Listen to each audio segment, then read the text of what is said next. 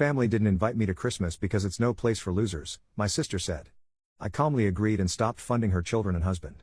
Now she's going crazy. I was actually looking forward to Christmas this year. For once, I wasn't scrambling at the last minute to get everything together. By the first week of December, I bought presents for everyone: my parents, my sister Jacqueline, her husband Kevin, and their kids. I even bought extra, just in case anyone brought unexpected guests. I don't know. I just felt like this year was going to be good. So I was completely blindsided when, as I stood on my parents' front porch with a bag of wrapped presents in each hand, my dad opened the door and said, "We don't want you here this year." At first, I thought it was some kind of weird joke. I started to laugh a little, but then Jacqueline's voice cut in from behind him. "This is no place for losers," she said. "You were really starting to wear on all of us." I just stood there, staring at them. My mom was in the background, not saying a word, just looking awkwardly everywhere but at me. My dad looked uncomfortable but didn't back away. And Jacqueline? Jacqueline looked downright smug. I felt this onslaught of emotions: confusion, anger, embarrassment, but somehow I stayed calm. I just nodded, said, "Fine, if that's how you feel," and walked back to my car. But as I sat there in the driveway, staring at the bags of presents in the passenger seat, something inside me changed. No place for losers? Tired of me? Where was this coming from? I had a pretty good idea Jacqueline was behind it, but I couldn't figure out why. I'd been nothing but generous to her and her family over the years. I'd helped pay for her kids' school supplies, covered their summer camp fees, even pitched in on their mortgage when things got tight. And now, out of the blue, I'm not welcome at Christmas. I decided I wasn't going to leave just yet. I was going back to the door to get some answers. I left the presents in the car and went back to the door. My parents were still standing there, whispering to each other as if they hadn't expected me back. Jacqueline was lounging on the couch, scrolling through her phone, acting as if nothing had just happened.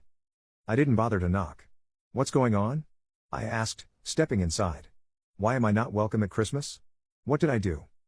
Jacqueline grinned without even looking up from her phone. "You really don't get it, do you? You've been slacking off lately. The kids have barely gotten anything from you this year." I stared at her, stunned. "What are you talking about? I've spent $100 on presents for your kids. They have more presents in the car than anyone else." Jacqueline finally looked at me.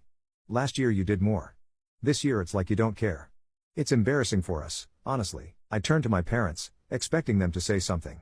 Maybe defend me or tell Jacqueline she was out of line. Instead, my dad gave me this awkward smile and said, "But you just bought a new car." For a second, I didn't even know how to respond.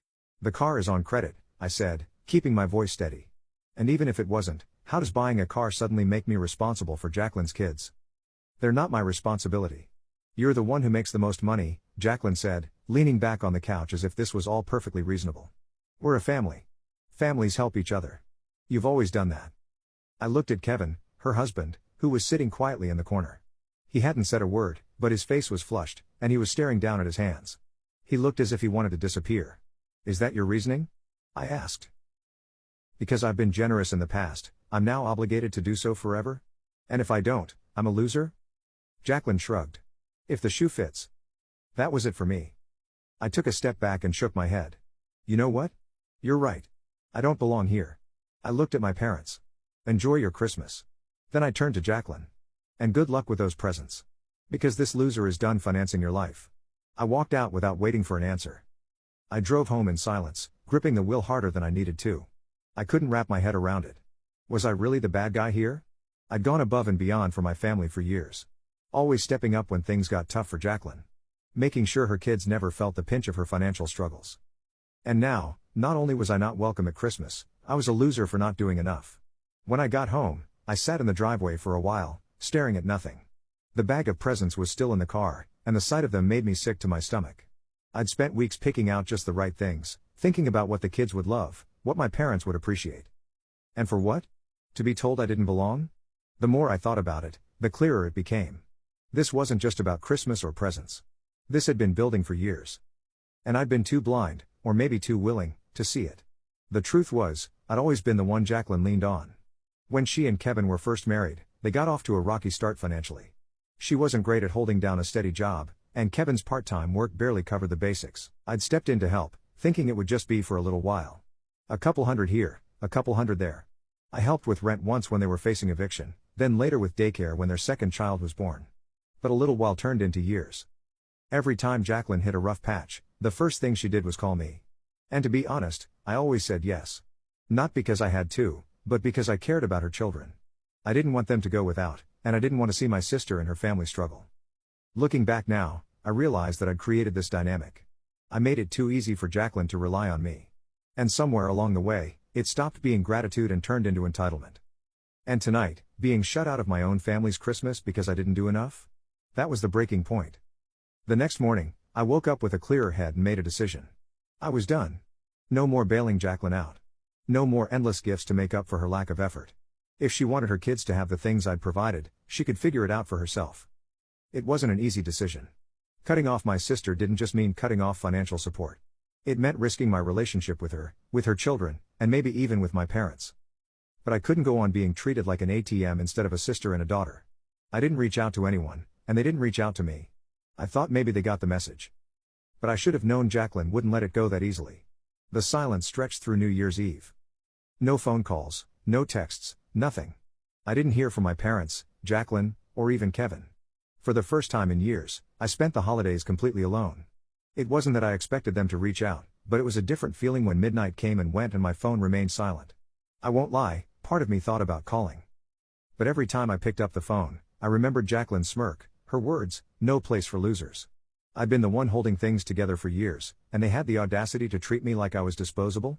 No. If they wanted distance, I'd give it to them. By mid-January, I began to feel the change. Kevin had always been quiet, the kind of person who avoided conflict.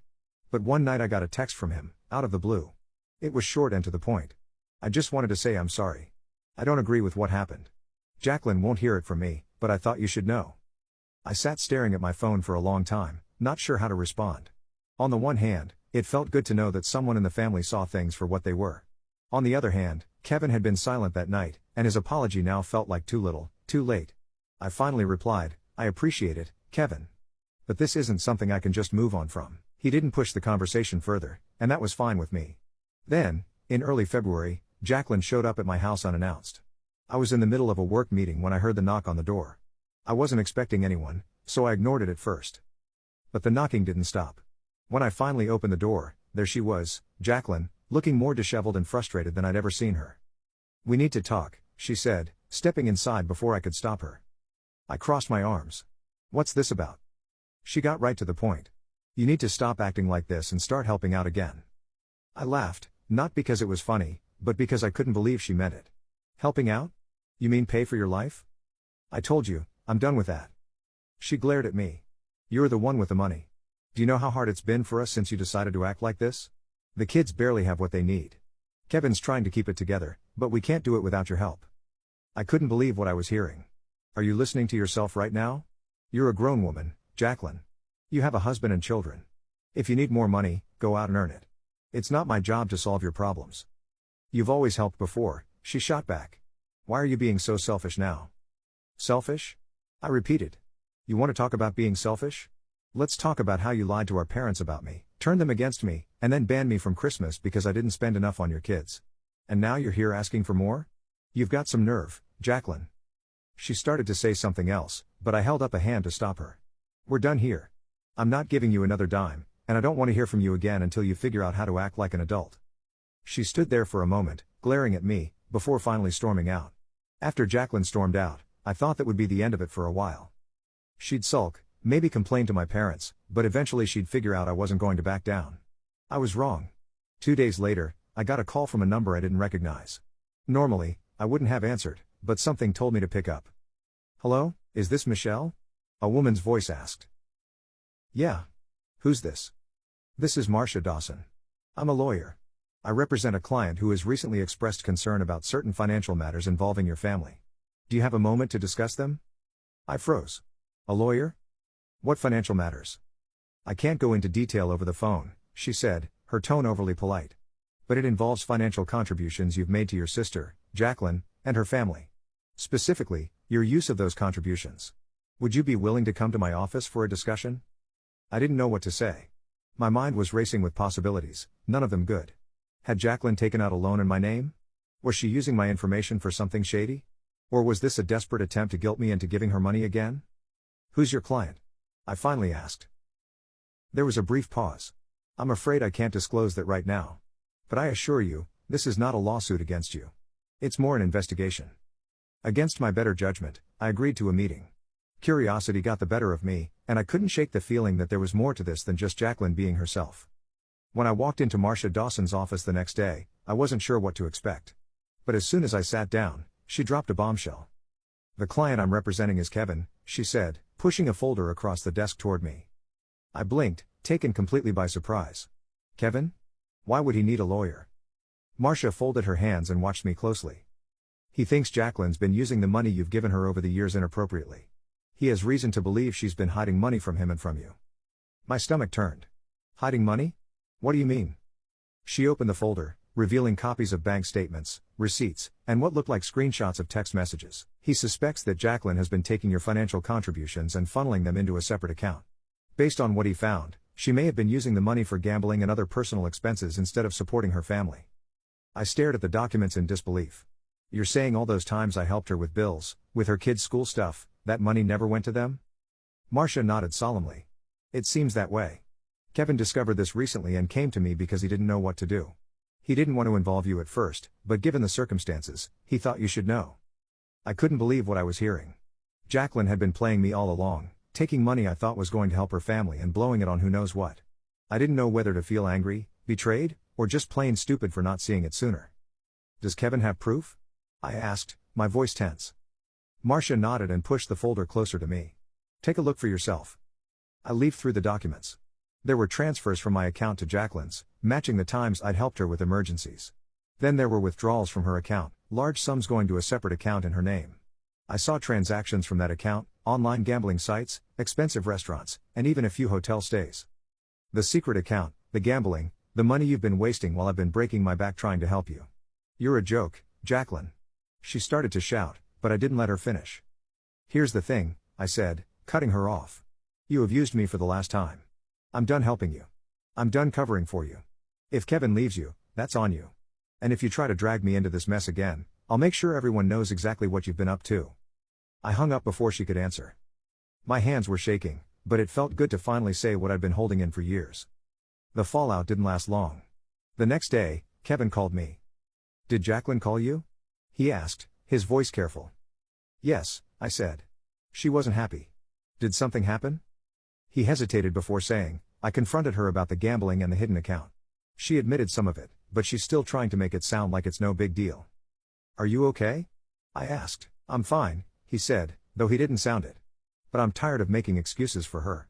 The kids deserve better." Hearing him say that hit me harder than I expected.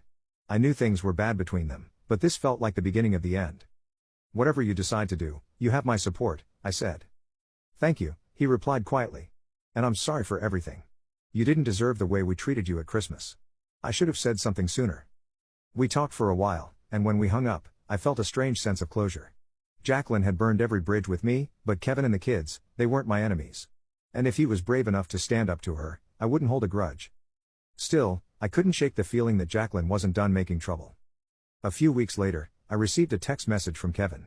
It was short, just 3 words. "We're leaving today." I called him immediately, and he explained that he and the kids were moving to another state. While Jacqueline was out of town on a business trip, which I assumed was just another excuse for gambling, he packed up their things, hired a moving van, and left. "I just couldn't stay any longer," he said quietly. "I can't keep pretending this is normal." "What about the rent and everything?" I asked, genuinely curious as to how he was doing it. There was a pause before he admitted, "I was hoping you could help me with that, just for a little while." I hate to ask, but... "Say no more," I interrupted. "I'll cover it." So, yeah, I ended up helping him and the kids, but for the first time in years, it didn't feel like I was being used. It felt like I was finally doing the right thing. Jacqueline, as expected, went completely crazy when she got back and found the house empty.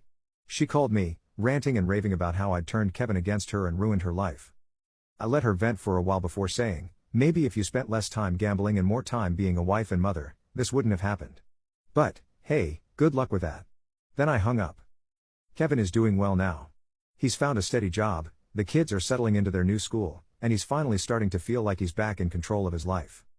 As for Jacqueline, I hear she's still blaming everyone but herself. But honestly, it's not my problem anymore. So there's your happy ending, if you can call it that.